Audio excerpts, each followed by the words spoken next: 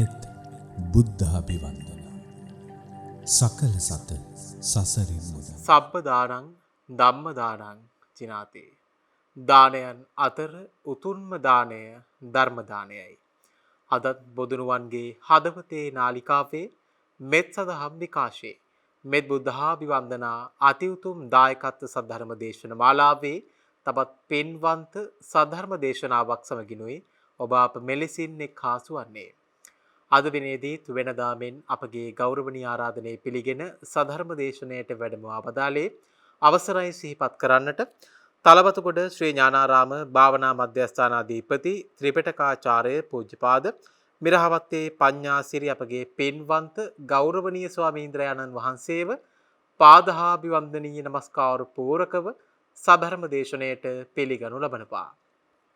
එවැගේම අද මේ සද්ධර්ම දේශනාවේ සදැහැති දායකත්වයේ ගැන කටයුතු කරනු ලබන්නේ ඒ.එම්. මාල්නී අමරකෝන් මහත්මිය, පුතුන් ලේලිවරුන් සහ දනුමුරුබුරු මිනිපිරියන් ඇතුළු ඒ පවුලේ සුපින්වන්ත පිරිස විසින් ඔවුන්ගේ අරමුණු ලෙස මුදුන්පත් කොටගෙන තිබෙන්නේ බොරලැස්ගමුව නීලම් මහර අංක 221 නිවසේ පදිංචිව සිට 2019 වර්ෂයේ අගෝස්තු මාස 19 වෙනි දින ඔවුන් අතරින් වියෝ වූ ඩී.එම්. චන්ද්‍රසේන දිසානායක මහත්මන්ට පින්පෙත් අනුමෝදන් කර සිටීම, එවැගේම මේ ධර්ම දානය කුසලානිසංස ධර්මයේ බලයෙන් මේ පින් බලයෙන් සසර වසනතුරු නිවන් දකින්නතුරු අභ්‍යවිස්ථානයක නොයිපදේවා කියා ප්‍රාර්ථනා කර සිටිනවා.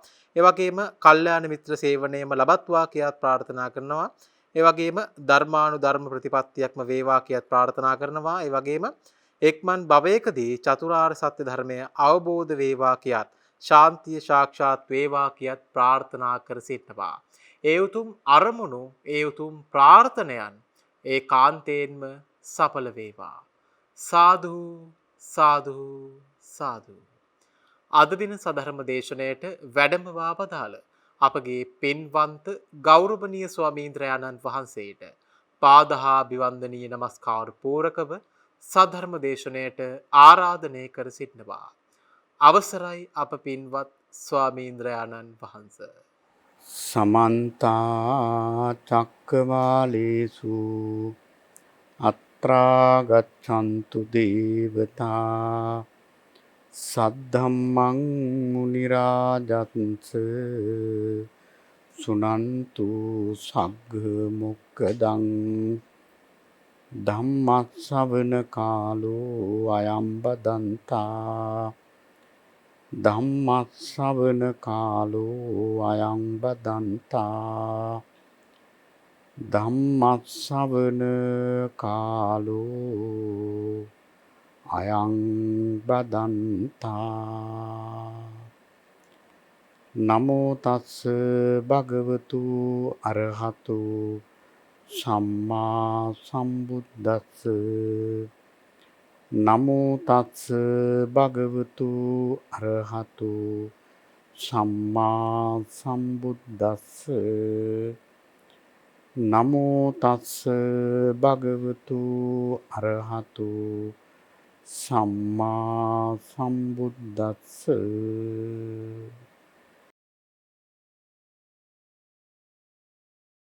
කුසලා ධම්මා අකුසලා ධම්මා අව්‍යාකතා ධම්මාති තී. සද්ධාවන්ත කාරුණික පින්නතුනි, සෑම දිනම සූදානම් වන්නේ මහා කාරුණික ධර්මරාජානන් වහන්සේ ලොවට සැනසෙල්ල පිණිස දේශනා කොට වදාළ වටිනා දහම් පදයක් කාලයේ පමණින් ශ්‍රවණය කරන්නටයි පින්වත් හැම දෙනාගේම අපේක්ෂාව බලාපොරොත්තුව. අද ධර්ම දේශනාවෙහි දායකත්වයේ බාර අරගෙන කටයුතු කරන්නේ බොරලැස්ගමුව නිල්ලම් මහර 221 ජී නිවසේහි පදිංචි වෙන්දලා 2019 අගෝස්තු මාස 19 වෙනි දින අභාවයටපත් වූ ඩී.එම්. චන්ද්‍රසේන දිසානායක මහත්මයාට පින් අනුමෝදන් කිරීමේ උදාර අභිලාෂයෙන් තමයි සිය භාර්යාව ඒ මාලනී අමරකෝන් මහත්මිය ඒ වගේම පුතුන් ලේඩිවරු දරු මුණුබුරන් හැමදෙනා විසින් තමයි අද මේ ධර්ම දානමය පින්කම සිද්ධ කරන්නේ. තේනම් මේ මහත්මාට මේ උදාර කුසල් නිවන් පිණිස වේවා කියන ඒ ප්‍රාර්ථනාවත් පෙරදරි කරගෙන අපි ධර්ම දේශනාව ශ්‍රවණය කරමු. පින්නතුනේ අද පින්නතුලාට මේ ධර්ම දේශනාව තුළින් අපි කියලා දෙන්නේ සාමාන්‍යයෙන් මේ මනුෂ්‍යයන් විතරක් නෙවෙයි ලෝකයේ සිටින සියලුම සත්වයෝ හැම මොහොතකම පින්නතුනේ මොකක් හරි වේදනාවක් විඳිනවා. වේදනාව කියලා කිව්වහම අපේ අයට ඔළුවට යන්නේම මේ දුක් වේදනාව විතරයි. දුක් විඳීම විතරයි. මෙතන වේදනාව කියලා කියන්නේ විඳීම. එතකොට අපි විඳිනවා සැප විඳිනවා දුක් විඳිනවා මධ්‍යස්ථ වේදනා විඳිනවා. ජීවත් වෙන සෑම තප්පරයකම ඔය විඳීමෙන් තොරව අපි ජීවත් වෙන්නේ නැහැ. ඒක මෙහෙමයි. ඇහෙන් රූපයක් බලලා අපි විඳිනවා. එක්කෝ ඒක අපි කැමති දෙයක් නම් සැප වේදනාවක්, අපේ අකමැති රූපයක් නම් දුක් වේදනාවක්. ඒ දෙකටම නැත්තම් මධ්‍යස්ථ වේදනාවක්. ඊළඟට පින්නතුනේ කනෙන් ශබ්ද අහලත් අපි විඳිනවා. කැමති නම් සැප, අකමැති නම් දුක. ඒ දෙකටම නැත්තම් මධ්‍යස්ථ වේදනාව. ඉතින් කොයි මොහොතෙත් මොකක් හරි වේදනාවක් විඳිනවා. ඔය විදිහට නාසයෙන් ආග්‍රහණය කරලා, දිවෙන් රස විඳලා, කයට පහස විඳලා, හිතට අරමුණු අරගෙන අපි හැම මොහොතකම විඳිනවා. ඒතර විඳීම කියන සිතුවිල්ල මේක චෛතසිකයක්. මේ සිතුවිල්ල සෑම සිතකම තියෙනවා. කුසල් සිතෙත් තියෙනවා, අකුසල් සිතෙත් තියෙනවා. මනුෂ්‍යයන්ගේ සිත්වලක් තියෙනවා, තිරිසන්ගත සතුන්ගේ සිත්වලක් තියෙනවා, මහරහතන් වහන්සේලාගේ සිත්වලක් තියෙනවා. ලෞතර බුදුරජාණන් වහන්සේගේ පවා මේ විඳීම කියන සිතුවිල්ල සෑම මොහොතකම තියෙනවා. අවධාරණය මතක තියාගන්න ඕනේ විඳීමෙන් තොර සිතක් පහළ වෙන්නේ නැහැ. ඒක අභිධර්මයේ තාම හොඳට පැහැදිලි වෙනවා. සබ්බචිත්ත සාධාරණ කියලා චෛතසික 7ක් තියෙනවා. සබ්බචිත්ත සාධාරණ කියලා කියන්නේ හැම හිතකටම සාධාරණයි. ඕනම හිතක යෙදෙනවා. ඒ වගේ චෛතසික තියෙනවා 7ක් සිතුවිලි. පස්ස වේදනා සංඥා චේතනා ඒකාග්‍රතා ජීවිතේන්ද්‍රිය මානසිකාර. එතන බලන්න දැන් මේකේ දෙවෙනියට කියවනේ වේදනා. වේදනා කියන චෛතසිකය හැම හිතකම යෙදෙනවා. ඒක අපි හොඳට මතක තියාගන්න ඕන. මොකද මේ විඳින සෑම වේදනාවක්ම එක්ක කුසල පැත්තට යනවා, නැත්නම් අකුසල පැත්තට යනවා, නැත්නම් මධ්‍යස්ථ වේදනාවක් ඒකත් බොහෝ සෙයින් අකුසල පැත්තට තමයි යන්නේ.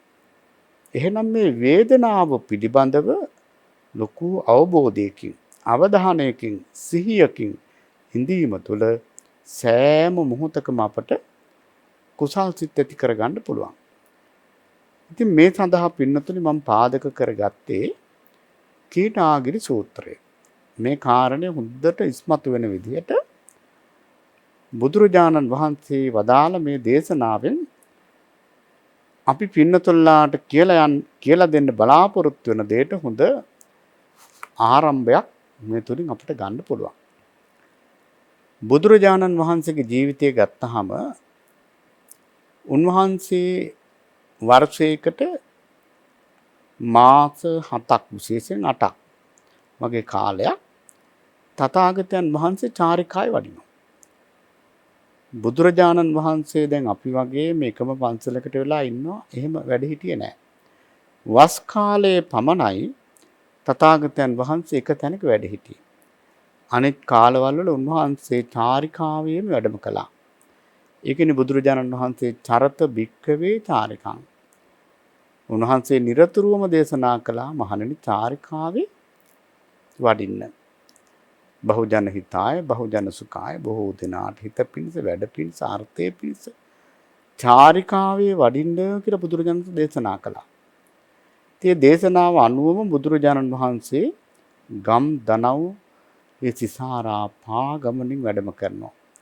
ඒ මොහොතේ ඒ ගම්වල පිණ්ඩපාති වඩිනවා. බොහෝ දෙනාට කුසල් සිත් ඇති කරනවා.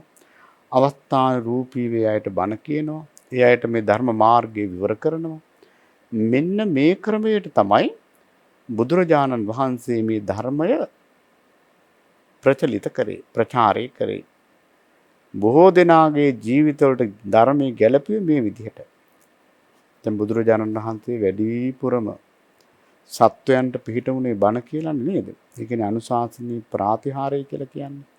මේ බණ ධර්ම දේශනා කිරීමට. ඉතින් මේ චාරිකාවේ වඩිනකොට සමහර අවස්ථාවල බුදුරජාණන් වහන්සේ තනියම වැඩම කරනවා. සමහර අවස්ථාවල භික්ෂු සංඝයා පිරිවරාගෙන භාගතුන් වහන්සේ මේ චාරිකාවේ වඩිනවා.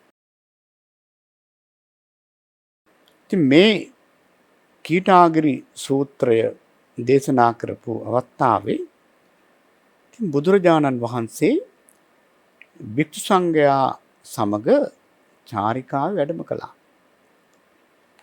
ඉතින් උන්වහන්සේ මේ චාරිකාවේ වැඩිහාම ඒ අවස්ථාන රූපීව තියෙන වන ලැබක හරි, ගල්ලෙනක හරි, කුම්භකාර ශාලාවක හරි, ඉස්කෝලේක හරි, පාඨශාලාවක හරි තියෙන තැනක උන්වහන්සේ රැ බෝ වෙනකොට නවාතැන් ගන්නවා. ඉතින් මේ සූත්‍ර දේශනාව දේශනා කරපු කාලේ බුදුරජාණන් වහන්සේ දැන් චාරිකාවේ වඩින ගමන් කීටාගිරි කියන නගරයට වැඩම කළා. ඉතින් මේ කීටාගිරි නගරයේදී වදාළ දෙසුමක් නිසා මේක කීටාගිරි සූත්‍රය කියලා හඳුන්වනවා.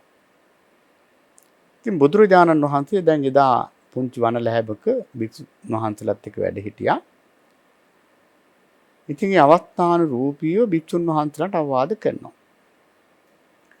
ඉතින් තථාගතයන් වහන්සේ එදා භික්ෂුන් වහන්සේලාට වදාරනවා, මහණෙනි, මම දානය වළඳන්නේ රාත්‍රී ආහාරයෙන් තොරව.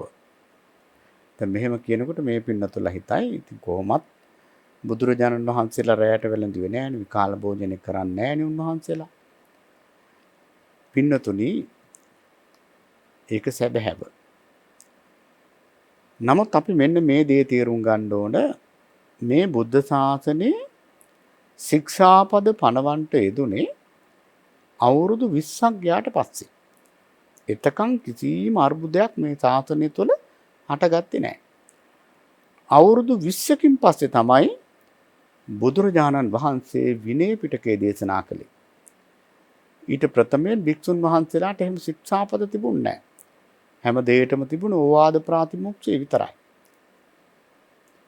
එතකොට බුදුරජාණන් වහන්සේ මේ දේශනාව කරලා තියෙන්නේ ලෞතර බුද්ධ රාජ්‍යයට පත් වෙලා මුල් වකවානුව තුල. ඉතින් මුල් කාලේ ශික්ෂාපදයක් තිබුණේ නැහනේ. ඉතින් මහාන වෙන සමහර අය රාත්‍රී කාලයටත් පිණ්ඩපාති වඩිනවා. ඉතින් ඒ ගැන සඳහනක් තිබුණේ නැහැ. ඉතින් සමහර අවස්ථාවල ඕන තරම් භික්ෂුන් වහන්සේලා රැයටත් පිණ්ඩපාති වැඩියා. ඉතින් බුදුරජාණන් වහන්සේ කවදාවත් එහෙම පිණ්ඩපාති වඩින්නේ නැහැ. උන්වහන්සේක මතක් කරනවා භික්ෂුන් වහන්සේලාට, මහණෙනි, මම දානේ වළඳන්නේ රාත්‍රී ආහාරයෙන් තොරව. ඒක බොහෝම හොඳයි, අපේ ශරීරයට හොඳයි, ශරීර ශක්තියට හොඳයි, නිරෝගීකමට හොඳයි. ඒ වගේම භාවනාවක් කරන කෙනෙකුට මේ භාවනාව සාර්ථක කරගන්න ඒක ඉතාම හොඳ ක්‍රමයක්. එහෙමනම් ඒ වගේම කෙලෙස් ධර්මයන් අයින් කරන කෙනෙකුට මේක ලොකු දෙයක්. භ්‍රමචර්යාවක් ආරක්ෂා කරන කෙනෙකුට මේක හොඳ දෙයක්. ඒ වගේම විවේකයටත් ලොකු පහසුවක්නේ.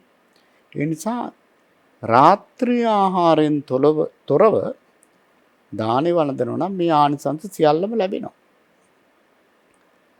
ඉතින් භික්ෂුන් වහන්සේලා මේක බොහෝම මුදුනින් පිළිගත්තා. සද්ධාවන්ත භික්ෂුන් වහන්සේලා මේ වගේ අවවාදයක්, අනුශාසනාවක් බුදුරජාණන් වහන්සේගෙන් ලැබෙනකම් බලා ඉන්නේ. අනේ භාග්‍යතුන් වහන්සේ අපේ ජීවිතයටත් අපි මේක ගලප ගන්නවා කියලා බොහෝම සද්ධාවෙන් ඒක පිළිගත්තා. ඉතින් එදා රාත්‍රිය එතන ගත කරලා පහවදා උදේ පාන්දර මේ ස්වාමීන් වහන්සේලා දැන් පිණ්ඩපාත චර්යාවෙ යෙදුණා. ඉතින් පින්නතුන් මේ කීටාගිරි කියන ප්‍රදේශයේ ඊට කලින් භික්ෂුන් වහන්සේලා දෙනමක් හිටියා. ඒ මොහොතෙත් හිටියා උන්වහන්සේලා ඒ කීටාගිරි කියන පැත්තේ පන්සලක් හදාගෙන උන්වහන්සේලා ඒ ආරාමයේ තමයි වැඩ හිටියේ. හැබැයි මේ භික්ෂුන් වහන්සේලා දෙනම නොහික්මිච්ච භික්ෂුන් වහන්සේලා දෙනමක්. කුල දූෂකයෝ කියලා තමයි ධර්මයේ සඳහන් වෙන්නේ. කුල දූෂකයෝ කියලා කියන්නේ ගිහියෝ වගේ. පාරේ යනකොට hina වෙනවා, කතා කරනවා, උස් හඬින් hina වෙනවා.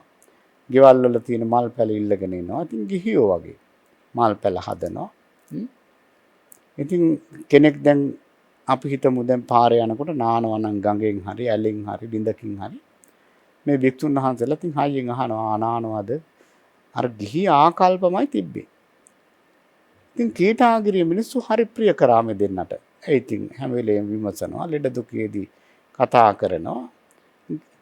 ඉතින් දැන් මේ සීලවන්ත භික්ෂුන් වහන්සේලා සුපිලිසන්ව හැඳ පරවාගෙන පිණ්ඩපාතේ වඩිනකොට මේ කීටාගිරි මිනිස්සු බැලුවා මේ ලෙඩ වෙලා වගේ මේ හාමුදුරුවෝ මොකද මේ? අපේ දෙනම නම් එහෙම නෑ, හොඳට hina වෙලා උද්‍යෝගයෙන් ඉන්නවනේ. අප හැදුනා බලන්න ආශ්‍රයක තියෙන ස්වභාවය. මේගොල්ලෝ අර සීලවන්ත අයටයි අප හැදුනේ. ඉතින් මේ අය කියනවා මේ භික්ෂුන් වහන්සේලාට අපේ ඉන්න හොඳ ස්වාමීන් වහන්සේලා දෙනම උන්වහන්සේලාගේ ආරාමෙ මෙන්න මේ පැත්තේ තියෙන්නේ. ඔබ වහන්සේලා වගේ නිකන් ලෙඩ්ඩු වගේ බිම් බලාගෙන යන්නේ. හොඳට hina වෙනවා, කතා කරනවා. එහෙමනේ ඉන්න ඕන කියලා කිව්වා. දැන් මේ භික්ෂුන් වහන්සේලා දෙනම මේ භික්ෂුන් වහන්සේලා පිරිස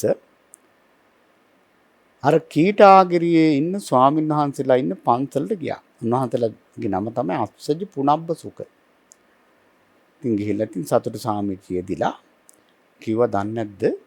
භාගතුන් වහන්සේ දැන් මේ ප්‍රදේශයේ වැඩ ඉන්නේ. නෑ අපි දන්නේ නැහැ කිව්වා. ඉතින් දැන් ඉන්න ටිකක් කතා කරගෙන ඉඳලා කිව්වා ඊරෑ බුදුරජාණන් වහන්සේ අපට පුදුමාකාර අනුශාසනාවක් කළා. දැන් අපි ඒ අනුව තමයි ජීවත් වෙන්නේ. අස්සජි පුනබ්බ සුඛ භික්ෂුන් වහන්සේලා මොකද්ද? තථාගතයන් වහන්සේ රාත්‍රියේදී අපට වදාලා මේ රාත්‍රී ආහාරයෙන් තොරව ආහාර ගැනීමේ අනුසස් පැහැදිලි කළා.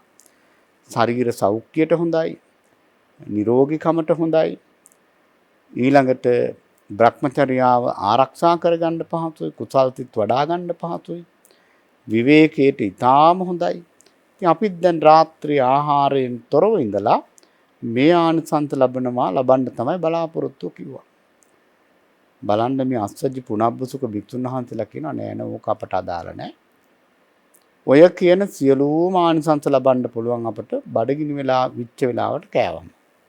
බලන්න ඉතින් බුදුරජාණන් වහන්සේ වැඩ ඉන්න කාලෙත් එහෙම සිදුවීම් වෙලා තියෙනවා.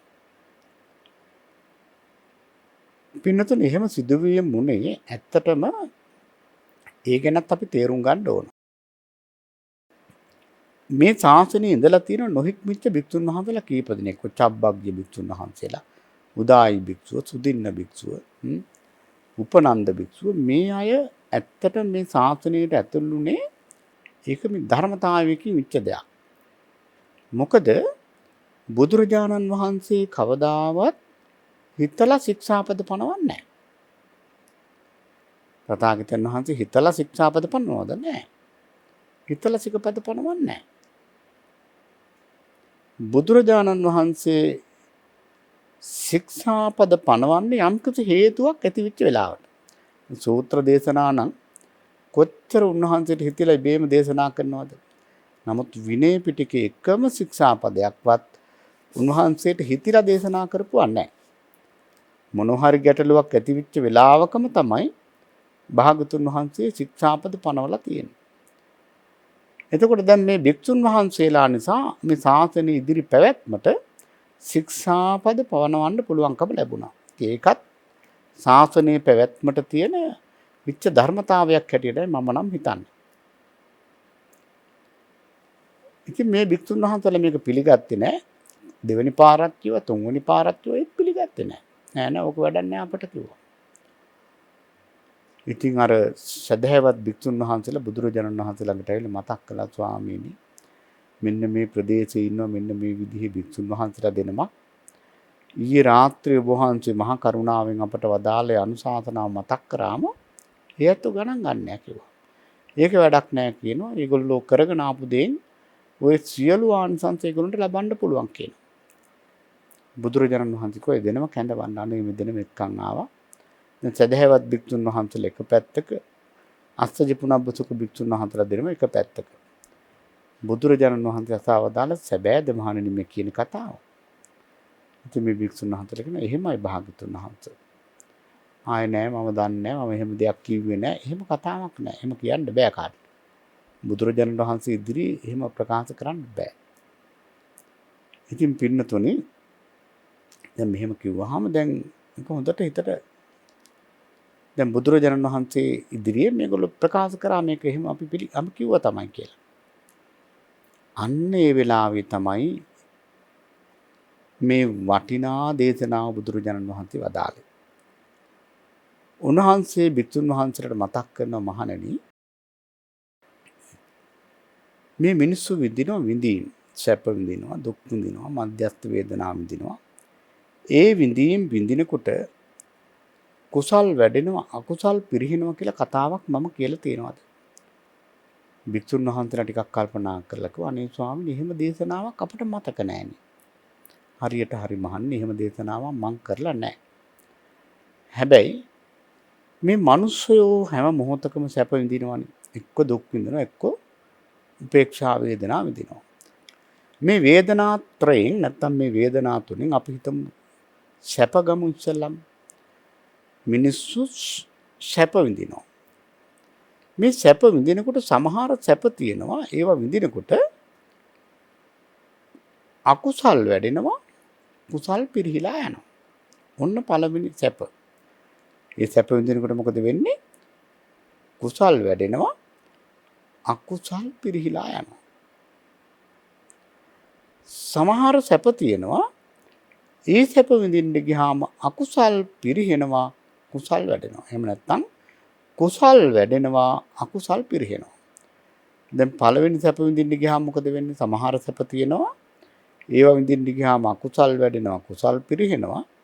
සමහර සැප තියෙනවා කුසල් වැඩෙනවා අකුසල් පිරිහිලා යනවා. එතකොට බලන්න පිළිදෙන පළවෙනි සැප. ඊළඟට බුදුරජාණන් වහන්සේ වදාරනවා සමහර දුක් තියෙනවා. ඇතැම් දුක් තියෙනවා. ඒ දුක් විඳින්න ගියාම අකුසල් වැඩෙනවා. කුසල් පිරිහිලා යනවා. සමහර දුක් වේදනා තියෙනවා ඒවා විඳින්න ගියාම කුසල් වැඩෙනවා අකුසල් පිරිහිලා යනවා. දැන් පින්නතුලට පැහැදිලිද? සමහර ඇතම් දුක් තියෙනවා ඒ දුක් විඳින්න ගියාම අකුසල් වැඩෙනවා කුසල් පිරිහෙනවා. සමහර දුක් තියෙනවා විඳින්න ගියාම කුසල් වැඩෙනවා අකුසල් පිරිහිලා යනවා. අපි දැන් මේවා තෝරගන්න අපට අවස්ථාව තියෙනවා. අපි ඒවා හිමීට තෝරගමු.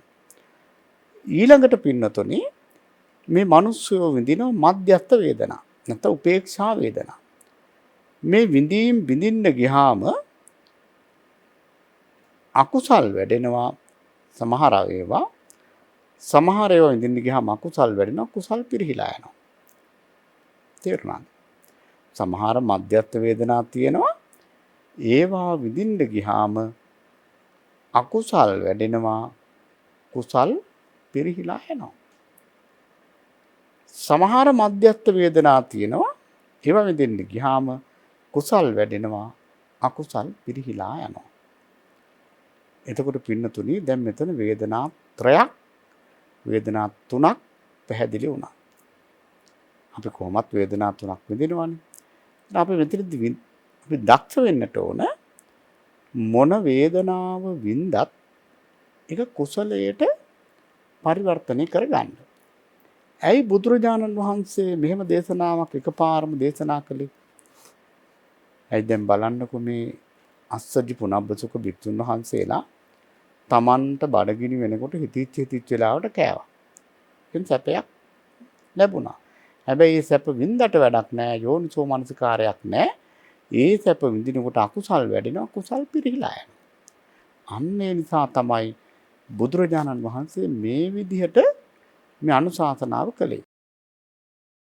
මේක පින්නතුනි ජීවිතයට ගලපගත්තොත් මේ කාරණා ටික හොඳට තේරුම් ගත්තොත් අපි මොන වේදනාව වින්දත් ඒක කුසලයට හරවන්න පුළුවන්. ඒක හරි වැදගත්නේ. එහෙමනම් බලන්න දැන් මිනිස්සුයෝ විඳිනවා සමහර සැප. නේද? ඇතැම් සැප තියෙනවනේ. ඒ සමහර සැප විඳින්න ගියාම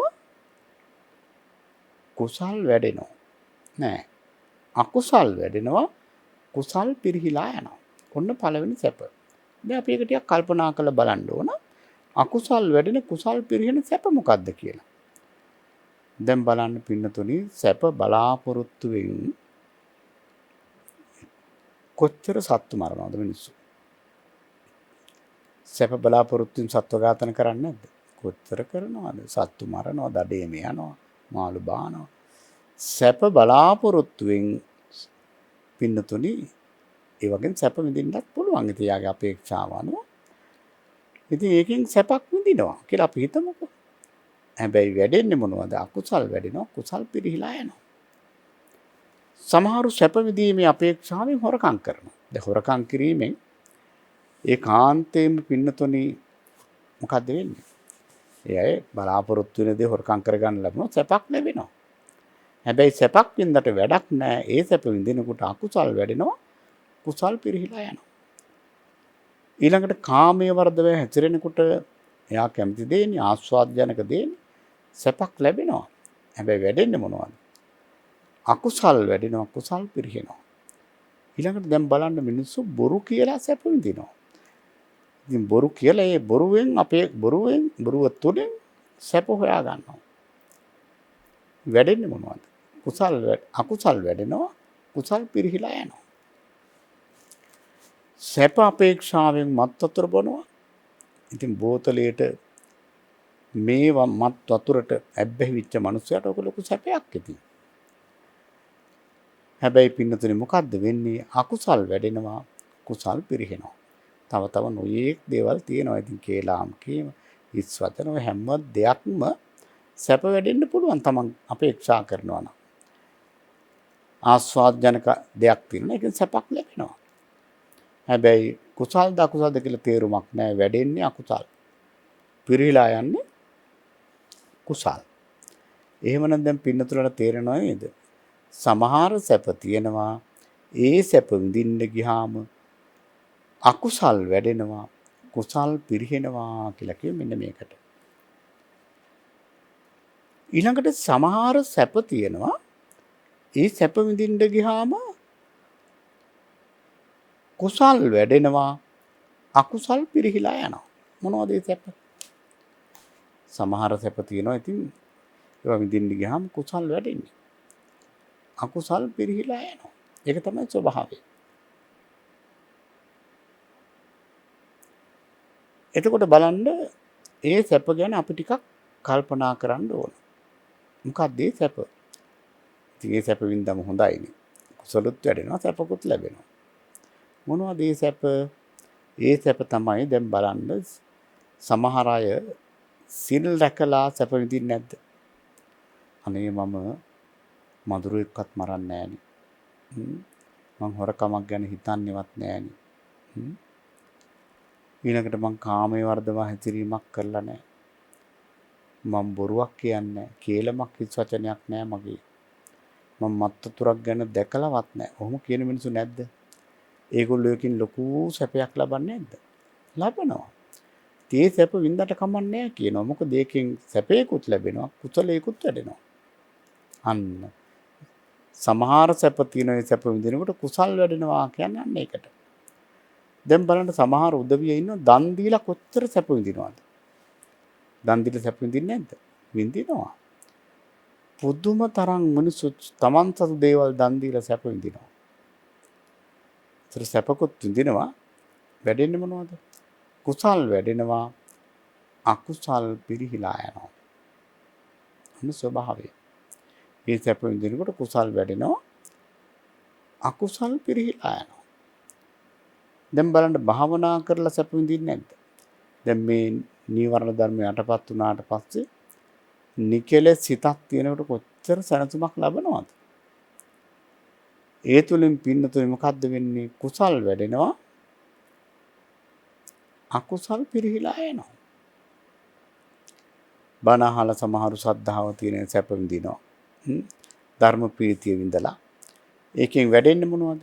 කුසල් වැඩෙනවා, අකුසල් පිරිහිලා යනවා. ඒ වගේ දැන් බලන්න සැප ලැබෙන කොච්චර හොඳ ක්‍රියා තියෙනවද නේද? කොච්චරවත් තියෙනවා. එතකොට බලන්න ඒ තුල කුසල් වැඩෙනවා, අකුසල් පිරිහිලා යනවා. එතකොට පින්නතුනේ දැන් අපි මෙතනදී විශේෂයෙන් දැනගන්න ඕන මේ කුසලය අකුසලය කියන්නේ මොකද්ද කියලා. ඒකත් හරියට තේරුම් ගත්තේ නැත්නම් ඒකත් ලොකු ගැටලුවක් වෙන්න පුළුවන්. දැන් මේ කරන ක්‍රියා අපි හිතමු ලොකු දානයක් දෙනවා. ඊළඟට බුද්ධ මන්දිරයට මල් පූජා කරනවා. පහන් පත්තු කරනවා. බෝමලු අමදිනවා. අපි හිතමු අපිට පේන බණ අහනවා. අපි ඉස්සරහට එල්ල බණ අහනවා, භාවනා කරනවා. ඒ ක්‍රියාව දෙස බලලා අපිට පුළුවන් ද මෙතන කුසලයක් තියෙනවා කියලා කියන්න? පුළුවන්ද? බෑ පින්නතුනි, කියන්න බෑ. දැන් බලන්න කෙනෙක් ලොකු දානයක් දෙනවා මහා සංඝරත්නයට. හැබැයි ඒ දානය තුල යාට තිබුණොත් මම ප්‍රසිද්ධ වෙන්න ඕන. මේකෙන් මේ නායක හාමුදුරුවෝ මං අඳුර ගන්නවා. ඉන්න මේ ප්‍රභූවරු මගේ දානට ඇවිල්ලා පුදුම වෙනවා. ඕ වගේ බහූබූත ඔළුවේ තියාගෙන දාන දුන්නොත් බලන්න ක්‍රියාව දානයක් වගේ පේනවා. නමුත් එතන කුසලයක් සිද්ධ වෙන්නේ නැහැ. ලාවට යාන්තමට තියමක් දීම තුළ අර ඥානේ නැතුව මොනවා හරි දෙයක් ලැබෙන්න පුළුවන්. නමුත් කුසලයක් නම් සිද්ධ වෙන්නේ නැහැ. අර වගේ මාන්න ගති තියෙනකොට කොහෙද කුසල් සිද්ධ වෙන්නේ? කුසල් සිත ඇතුලේ කවදාවත් අකුසල් සිත් නැහැ. අකුසල් සිත ඇතුලේ කුසල් සිත කවලමට යන්නේ නැහැ. අන්න ඒක අපි තේරුම් ගන්න ඕන. එතකොට බලන්න කරන ක්‍රියාව තුළ කුසලයක්ද අකුසලයක්ද කියලා හොයන්න බෑ. දැන් අපි හිතමු කෙනෙක් බණ අහනවා. දැන් ස්වාමීන් වහන්සේ නමක් ඉදිරියේ හොඳට සුදු ඇඳගෙන ස්වාමීන් වහන්සේ දිහා බලාගෙන ඉන්නවා ඉතින්. අපිට හිතෙනවා දැන් මෙයා ධම්මාරම්මණයම තුල ඉන්නවා කියලා අපිට කියන්න බෑනේ. එයා කය එතන තියලා හිත වෙන තැනක තියාගෙන බණ අහන්න බෑද? පුළුවන්. එතකොට බලන්න පින්නතුනේ ක්‍රියාවෙන් හොයන්න බෑ. දැන් කෙනෙක් අපි හිතමු ලස්සන සුදු මල් තියෙන ගහක් ළඟට ගිහිල්ලා මල් කඩනවා. ඉතින් ඒ සුදු ඇඳ මුකුත් ඇඳගෙන. ඔතන යන කෙනෙකුට හිතන අනේ මේ අම්මා හරි සද්ධාවන්තයි. මල් කඩනවා බුදුරජාණන් වහන්සේට පූජා කරන්න කියලා අපිට හිතන්න පුළුවන්. නමුත් එයා තරහින් ඒ වැඩේ කරන්න බැරිද? පුළුවන්. මම මේ ගෙදර යන්න ඕනේ, අතු ගන්න ඕනේ, ගෙදර වැඩ ඔක්කොම කරන්න ඕනේ. මේ ළමයි නිකාම්ම ඉන්නවා. මට මේ මල් ටිකවත් කරලා දෙන්නේ නැහැ. මුන්ට හෙන ගහන්න ඕන. ඔහොම හිතන්න බැරිද? පුළුවන්. එහෙම පුළුවන්. එතකොට බලන්නකො ඒ සිතේ තියෙන කුසල්ද අකුසල්ද? අකුසල්.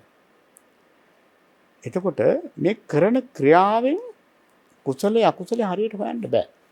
ඒකනේ බුදුරජාණන් වහන්සේ වදාළේ චේතනහම් භික්කවේ කම්මං වදාන. චේතනාවයි කර්මයේ බවට පත් වෙන්නේ. ඒ නිසානේ බුදුරජාණන් වහන්සේ මේ ආමිස පූජාව අනුදැනව දාන්නේ. ආමිස පූජාව බුදුරජාණන් වහන්සේ අනුදැනව දාන්නේ චේතනා ඇති කරගන්න. මොකද නැත්තම් බුදුරජාණන් වහන්සේට පූජා කරන දාන, වෑංජන, නොයෙක් විසිතුරු දේවල් උන්වහන්සේ ප්‍රයෝජනට ගන්න නෑනේ. නමුත් පූජා කරන කෙනා කරේ අනුකම්පාවෙන් තමයි තථාගතයන් වහන්සේ මේ දේ අනුදැනව දාන්නේ. එතකොට පින්නතුනි පූජා කරන කෙනා අනේතිලෝ ගුරු බුදුරජාණන් වහන්සේට මේ දහනේ පූජා වේවා කිනුට චේතනාවයි කුසල් බවට පත් වෙන්නේ. එතකොට දැන් බලන්න පින්නතුනි අපිට මේ සැප විඳිනකොට සමහර සැප විඳිනකොට අකුසල් සිද්ධ වෙනවා. සමහර සැප විඳිනකොට කුසල් සිද්ධ කරගන්නත් පුළුවන්. එහෙමනම් අපි හැම වෙලේම මොකක් හරි වින්දනයක් විඳිනවා. ඒ විඳින හැම මොහොතකම ඒ සිත කුසල් සිතක් බවට පත් කරගන්න අපි දක්ෂ වෙන්නට ඕන.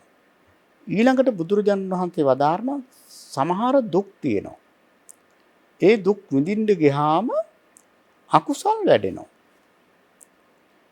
කුසල් පිරිහිලා යනවා. මොනවද ඒ දුක්? දැන් බලන්න පින්නතුනි මේ ජීවිතවල මිනිස්සු මහා දුකක් විඳින අවකාශයේ තියෙන වැඩ. ඉතින් අවකාශයේ සත්තු මරනවා, මාළු බානවා. ඊළඟට මත් වතුර පෙරනවා. ඔය නොයෙක් දේවල් මත් වතුර පෙරනවා. ඒව හැබැයි විඳින්නේ පුදුම දුකක් විඳගෙන. ඉතින් විඳින්නේ දුකක්. එකතු වෙන්නේ අකුසලයක්. ඊළඟට බලන්න සමහර අය පින්නතුන් නොයෙක් වෘත සමාදන් වෙලා ඉන්නවා. දැන් බුද්ධ කාලේ බුදුරජාණන් වහන්සේ කාලේ නොයෙක් විදි වෘත සමාදන් වෙලා ඉන්නවා. දැන් මිනිස්සෙක් වශයෙන් ඉන්නවා. හැබැයි වස්ත්‍ර අඳින්නේ නැහැ. අර සීතලේ දුක් විඳිනවා. ඉතින් මොනවද වැඩෙන්නේ? අකුසල් වැඩෙනවා, කුසල් පිරීලා යනවා. ඊළඟට එක කකුලෙන් ඉන්න තාපසු වෙඳලා තිනවා. මහා දුකක් විඳිනවා. අකුසල් වැඩෙනවා, කුසල් පිරිහෙනවා. ඊළඟට බලන්න පින්නතුනි දැන් කොච්චරනම් දැන් මිනිස්සෙක් වශයෙන් ඉඳගෙන හරකෙක් වගේ ඒ ජීවත් වෙනවා. ඒ කියන්නේ හරකෙක් වගේම ඒ බිමට දාන දෙයක් කන්නේ. අතින් කන්නේ. හරකා වගේ රඟපානවා. එතනම මල පහ කරගන්න, එතනම නිදා ගන්න. එයා හිතන එක සීලයක් කියලා. මේක සීලයක් නෙවෙයි. සමහර අය ඉඳලා සුනකේ වගේ බුරනවා. කටින් බිමට දාපු දෙයක් තමයි කටින්ම කන්නේ, අතින් අල්ලන්නේ. එතනම ඉන්නවා, එතනම බුරනවා. එයා හිතන මේක සීලයක් කියලා. බලන්න. ඒක මහා දුකක් විඳිනවා. ඒ තුලින් එකතු වෙන්නේ මොනවද? අකුසල් එකතු වෙනවා. කුසල් පිරිහිලා යනවා. දැන් පින්නතුලට තේරෙන්නේ සමහර දුක් තියෙනවා. ඒ දුක් විඳින්න ගියාම අකුසල් වැඩෙනවා. කුසල් පිරිහිලා යනවා. සමහර දුක් තියෙනවා. ඒ දුක් විඳින්න ගියාම කුසල් වැඩෙනවා. අකුසල් පිරිහෙනවා. එහෙම දුකකුත් තියෙනවා. සමහර දුක් තියෙන ඒ දුක් විඳින්න ගියාම මොකද්ද වෙන්නේ? අකුසල් වැඩෙනවා. කුසල් සමහර දුක් තියෙනවා. කුසල් වැඩෙනවා. අකුසල් පිරිහිලා යනවා. දැන් මුලින් කියවනේ අපි සමහර දුක් තියෙනවා. ඒවා විඳින්න ගියාම අකුසල් වැඩෙනවා. කුසල් පිරිහෙනවා. ඒක පින්නතුලාට මතකයි. ඊළඟට බුදුරජාණන් දෙවනුව වදාලා සමහර දුක් තියෙනවා. ඒ දුක් විඳින්න ගියාම කුසල් වැඩෙනවා. අකුසල් පිරිහිලා යනවා. මොනවද ඒ දුක්? ඒ දුක් නම් විඳට කමන්නේ. දැන් බලන්න පින්නතුනි සමහර අය ඉන්නවා හරිම දුකසේ ජීවත් වෙන්නේ. තමන් ස්වල්ප දෙයක් කාලා කැඳ ටිකක් බීලා දන් දෙනවා මහා දානපතියෝ වගේ. එහෙමයි නැද්ද? පුදුම දුකක් විඳින්නේ. දුකක් විඳගෙන පින්නතුනි දුක් විඳට ප්‍රශ්නයක් නැහැ. එයා ඒ විඳින දුක තුල එයා කුසල් වඩනවා. අකුසල් එයාගේ පිරිහිලා යනවා. ඊළඟට බලන්න සමහර දුක් තියෙනවා. ඒ දුක් විඳින්න ගියාම ඉතින් දැන් අකුසල් වැඩෙනවා. කුසල් වැඩෙනවා. අකුසල් පිරිහෙනවා. ඒ වගේ විදිහට දුක් විඳගෙන දන් දීම තුල ඒක වෙන්නේ නැද්ද? වෙනවා. දුකක් විඳලා කුසලයක් වැඩෙන්නේ. දැන් සමහර අය බලන්න පින්නතුනි දුක් විඳගෙන සිල් රකින්නවනේ. දැන් ඔන්න කෙනෙකුට හරියමන් රැකියාවක් නැහැ. අකුලී වැඩ කරගෙන දරුපවුල ආරක්ෂා කරගෙන ඉන්නවා. හැබැයි සීලවන්තයි. ඉතින් මේක දැකලා එක්කෙනෙක් යාට රැකියාවක් දෙනවා. හොඳ වැටුපක් ලබන. ඒ රස්සාව හම්බෙන්නේ මත් වතුර හා සම්බන්ධ රැකියාවක්. එයා කල්පනා කරනවා අනේ මම මේක මොකටද කරන්නේ? මේ වැඩ මට සතරට ඒක ලොකු බලපෑමක් වෙනවා. ඒ නිසා අර කුලී වැඩක් හරි කරගෙන දුක් මහන්සියෙන් තමන්ගේ දරුපවුල පෝෂණය කරනවා. එතකොට එයාට වැඩෙන්නේ මොනවද? දුකක් වින්දට කුසල් වැඩෙනවා. අකුසල් පිරිහිලා යනවා. දැන් බලන්න සමහර ස්වාමීන් වහන්සේලා ඈත වනාන්තරවල ගල්ලෙන් වල කිලෝමීටර් ගණනාවක් එන්න ඕන පිණ්ඩපාති ලබා ගන්න. ඉතින් මේ විදිහට බොහොම දුෂ්කරව දුක් විඳිනවා. ඉතින් එහෙම දුක් විඳට කමක් නැහැ. ඇයි ඒ තුල කුසල් වැඩෙනවා. අකුසල් පිරිහිලා යනවා. ඒක කුසලය කියලා කියන්නේ මොකද්ද? අලෝභ, අද්වේෂ, අමෝහ. මේ කුසල මූලයන්ගෙන් සකස් වෙච්ච දේ තමයි කුසලය කියලා කියන්නේ. අකුසලය කියලා කියන්නේ ලෝභ, දේශ, මෝහත් එක්ක එකතු වෙන අකුසල චෛසික. එතකොට බලන්න දැන් අර විදිහට ප්‍රතිපත්ති පුරන භික්ෂුවට සාමාන්‍ය බැලු බැලමට දුකක් පේන ඕන කෙනෙකුට. ඒ ඉතින් සත්පුම් ගණන් වඩනවා දානෙට මහා කැලේ ඉන්නේ. කිසිම පහසුකමක් නැහැ. මේක දුකක් යම් කිසි මට්ටමක. නමුත් ඒ තුල පින්තුනි කුසල් වැඩෙනවා. අකුසල් පිරිහිලා යනවා. දැන් මේ කාරණා දෙකම කාටත් පැහැදිලි නේද? ඊළඟට සමහර මධ්‍යස්ථ වේදනා තියෙනවා. ඒ කියන්නේ කුසලයටත් නැති අකුසලයටත් නැති ඒවා තියෙනවානේ. ඒවට කියන්නේ මධ්‍යස්ථ වේදනා. උපේක්ෂා වේදනා. ඒ විඳීම් විඳිනකොට අකුසල් වැඩෙනවා. සමහර ඒ වගේ කුසල් පිරිහිලා යනවා. දැන් බලන්න සමහරු මධ්‍යස්ථව ඉන්නවා කාටවත් වරදක් නැහැ. කිසි හානියක් නැහැ.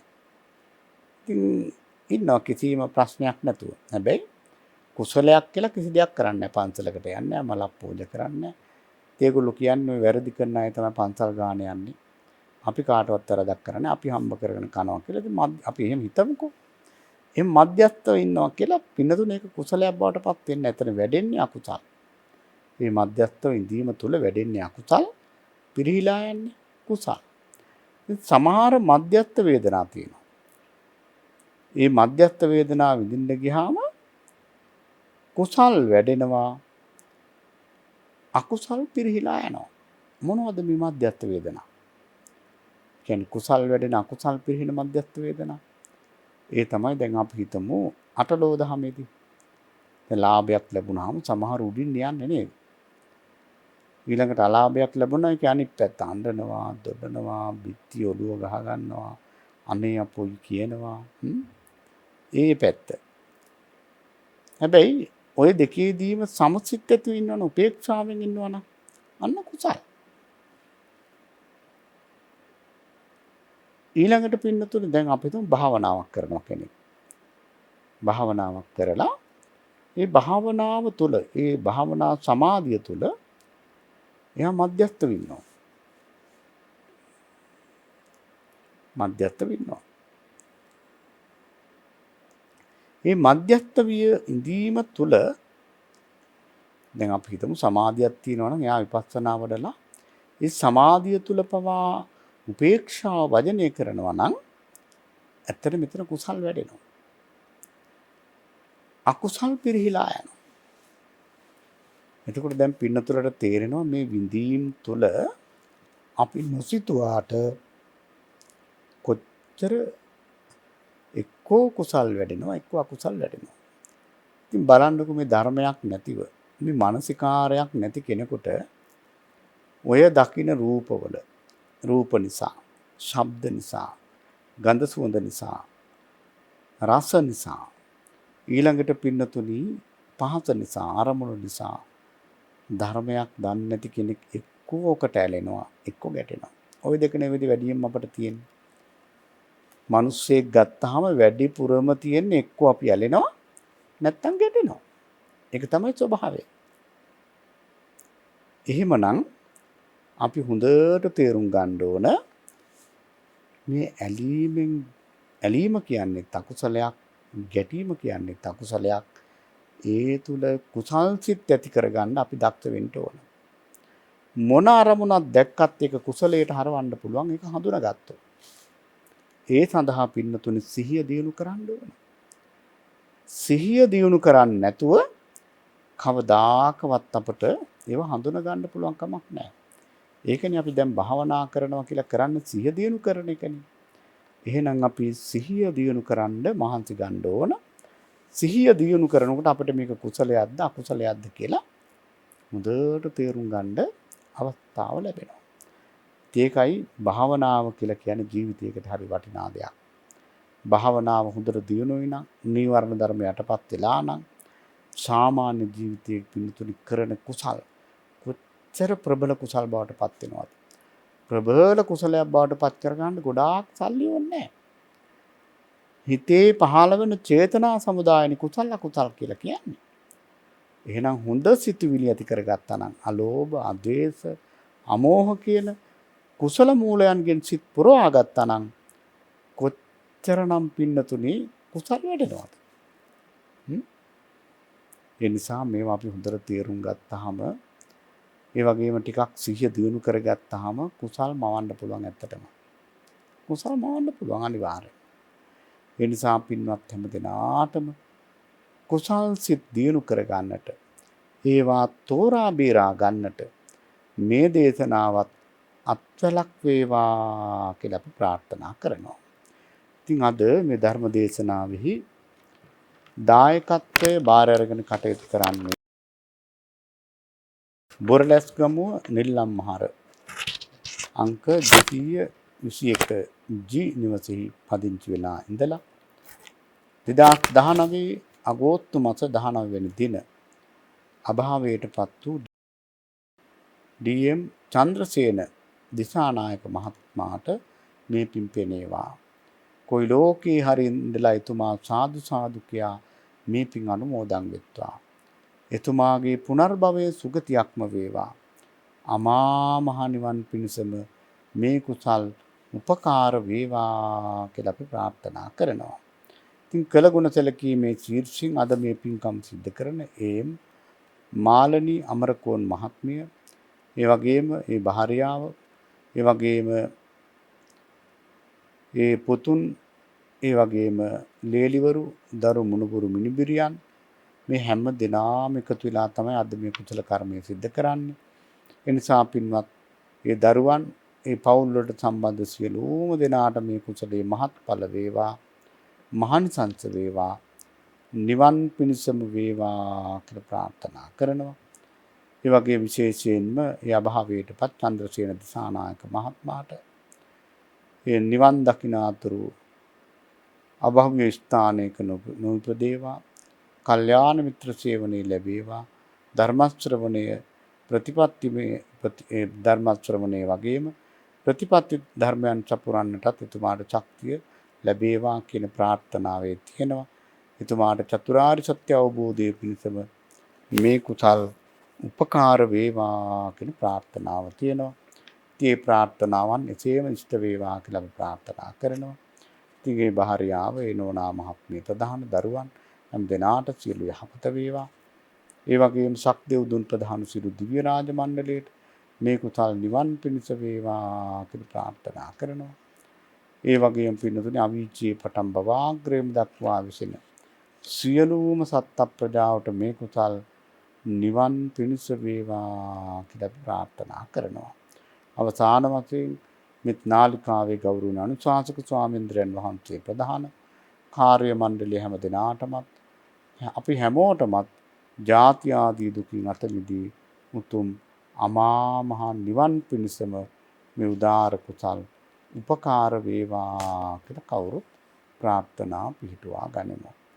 ආකාසට්ටා ච බුම්මට්ටා දේවා නාග මහිද්దికා පුඤ්ඤන්තං අනුමෝදිත්වා තිරං රක්ඛන්තු සාසනං තිරං රක්ඛන්තු දේශනං තිරං රක්ඛන්තු මං පරන්ති.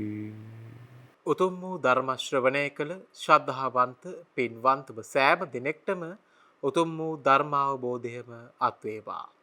අද දින ධර්ම දේශනාවට වෙනදා මෙන් අපගේ ගෞරවනීය ආරාධනය පිළිගෙන වැඩමවා වදාළේ අවසරයි සිහිපත් කරන්නට තලවතගොඩ ශ්‍රී ඥානාරාම භාවනා මධ්‍යස්ථානාධිපති ත්‍රිපිටකාචාර්ය පූජ්‍යපාද මිරහවත්තේ පඤ්ඤාසිරි අපගේ පෙන්වන්ත ගෞරවනීය ස්වාමීන්ද්‍රයාණන් වහන්සේට පාදහා විවන්දනීය නමස්කාර පූරකව පුණ්‍ය අනුමෝදනය සිදු කරනු ලබනපා. ඒ වගේම අද මේ සදැහැති සද්ධර්ම දේශනාවේ සදැහැති දායකත්වයෙන් කටයුතු කරනු ලැබුවේ මාලනී අමරකෝන් මහත්මියත් පුතුන් ලේලිවරුන් දනුබුරු මිදුපිරියන් ඇතුළු ඒ පවුලේ සුපින්වන්ත පිරිස විසින් ඔවුන්ගේ අරමුණු ප්‍රාර්ථනයන් ඒකාන්තයෙන්ම සඵල වේවා. සාදු සාදු සාදු. තවත් මෙවැනිම සධර්ම දේශනාවකින් හමුවීමේ බලාපොරොත්තු වෙන් ඔබගේ නිවහනෙන් සමුගෙන යන්නට අවසරයි. ඔබ සැමට සම්මා සම්බුදු සරණයි.